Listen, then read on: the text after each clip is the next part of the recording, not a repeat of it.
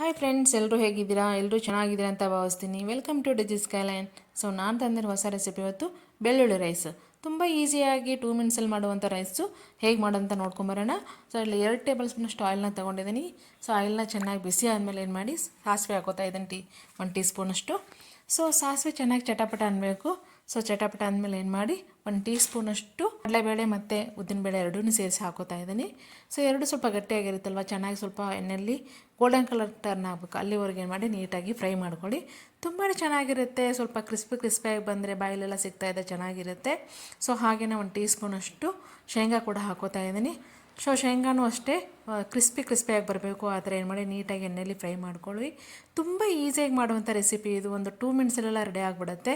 ತುಂಬ ಟೈಮ್ ಇಲ್ಲದೆ ಇದ್ದಾಗ, ಮಕ್ಕಳು ತುಂಬ ಏನಾದರೂ ಸ್ಪೆಷಲಾಗಿ ಏನಾದ್ರು ಕೇಳ್ತಿದ್ದಾಗ ಈ ಥರ ಮಾಡಿಕೊಡಿ, ತುಂಬ ಚೆನ್ನಾಗಿರುತ್ತೆ. ಸೊ ಹಾಗೆ ಇಲ್ಲಿ ನಾನು ಗೋಡಂಬಿ ಕೂಡ ತೊಗೊಂಡಿದ್ದೀನಿ. ಒಂದು 7 ರಿಂದ 8 ಗೋಡಂಬಿ ಕೂಡ ಆ್ಯಡ್ ಮಾಡ್ತಾಯಿದ್ದೀನಿ. ಸೊ ಗೋಡಂಬಿ ಕೂಡ ಡ್ರೈ ಫ್ರೂಟ್ಸು ತುಂಬ ಒಳ್ಳೆಯದು ಮಕ್ಕಳಿಗೆ. ಈ ಥರ ರೈಸಲ್ಲಿ ಕೂಡ ಹಾಕಿಕೊಡಿ, ತುಂಬ ಇಷ್ಟಪಟ್ಟು ತಿಂತಾರೆ ರೈಸ್ ಕೂಡ. ಸೊ ಹಾಗೆ ಇಲ್ಲಿ ನಾನು ಬೆಳ್ಳುಳ್ಳಿ ಕೂಡ ಹಾಕ್ಕೋತಾ ಇದ್ದೀನಿ. ಒಂದು ಬೆಳ್ಳುಳ್ಳಿನ ಚೆನ್ನಾಗಿ ಜಜ್ಜಿಬಿಟ್ಟು ನಾನು ಇದಕ್ಕೆ ಸೇರಿಸ್ಕೋತಾ ಇದ್ದೀನಿ. ಸೊ ಒಂದು ಬೆಳ್ಳುಳ್ಳಿ ರೈಸ್ ಇರೋದ್ರಿಂದ ಬೆಳ್ಳುಳ್ಳಿ ಹಾಕೋದ್ರಿಂದ ಒಂದು ಬೆಳ್ಳುಳ್ಳಿ ಫ್ಲೇವರ್ ಅಂತೂ ತುಂಬಾ ಚೆನ್ನಾಗಿರುತ್ತೆ. ಬೆಳ್ಳುಳ್ಳಿ ಆರೋಗ್ಯ ಕೂಡ ತುಂಬ ಒಳ್ಳೆಯದು. ನೋಡಿ, ತುಂಬ ಈಸಿಯಾಗಿ ಮಾಡುವಂಥದ್ದು ರೆಸಿಪಿ ಇದು. ಸೊ ಇಲ್ಲಿ ನಾನು ಒಂದು ಸ್ವಲ್ಪ ಕರಿಬೇವು ಸೊಪ್ಪು ಕೂಡ ಆ್ಯಡ್ ಮಾಡ್ತಾಯಿದ್ದೀನಿ.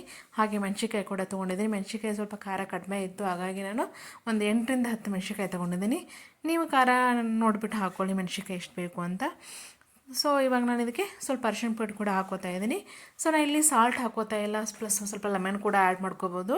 ಸೊ ಅದನ್ನು ನಾನು ರೈಸ್ ರೆಡಿ ಮಾಡಿ ಇಟ್ಕೊಂಡಿದ್ದೀನಲ್ವ, ಅದ್ರ ಮೇಲೆ ಹಾಕೋತೀನಿ. ಯಾಕಂದರೆ ಇಲ್ಲಿ ಸಾಲ್ಟ್ ಹಾಕಿಬಿಟ್ರೆ ಇದು ಪೂರ್ತಿ ಕೆಳಗಡೆ ಕೂತ್ಕೊಂಡ್ಬಿಡುತ್ತೆ. ಸೊ ಹಾಗಾಗಿ ನೀಟಾಗಿ ಮಿಕ್ಸ್ ಆಗೋಲ್ಲ, ಅದಕ್ಕೋಸ್ಕರ ನಾನು ಸಾಲ್ಟ್ನ ಆಮೇಲೆ ಸಪ್ರೇಟಾಗಿ ನಾನು ರೈಸ್ ಜೊತೆ ಕಲಿಸ್ಕೊತಾ ಇದ್ದೀನಿ ನೋಡಿ. ಸೊ ಫೈನಲಾಗಿ ರೈಸ್ನ ಕಲಿಸಿಟ್ಟಿದ್ದೀನಿ. ಸೊ ಕೊತ್ತಂಬರಿ ಕೂಡ ಆ್ಯಡ್ ಮಾಡ್ಕೊಂಡಿದ್ದೀನಿ, ಲೆಮನ್ ಕೂಡ ಆ್ಯಡ್ ಮಾಡಿದ್ದೀನಿ. ಇದಕ್ಕೆ ಈಸಿಯಾಗಿ ಸಿಂಪಲಾಗಿ ನೀವು ಒಂದ್ಸಲ ಮಾಡಿಬಿಟ್ಟು ನೀವು ಇದಕ್ಕೆ ಫ್ಯಾನ್ ಆಗಿಬಿಟ್ಟಿದ್ರೆ ಅಷ್ಟು ಚೆನ್ನಾಗಿ ಬರುತ್ತೆ ರೈಸು.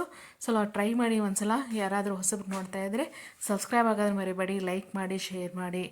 ಹಾಗೆ ನಾವು ಮಾಡೋ ಎಲ್ಲ ರೆಸಿಪಿಗಳನ್ನ ನೋಡ್ತಾ ಇರಿ. ಹೀಗೆ ನಿಮ್ಮ ಪ್ರೋತ್ಸಾಹ ನಮ್ಮ ಜೊತೆ ಯಾವಾಗಲೂ ಇರಲಿ ಅಂತ. ನೀವು ಮನೇಲಿ ಟ್ರೈ ಮಾಡಿ ಹೇಗಾಗಿದೆ ಅಂತ ಕಮೆಂಟ್ ಬಾಕ್ಸಲ್ಲಿ ತಿಳಿಸಿ.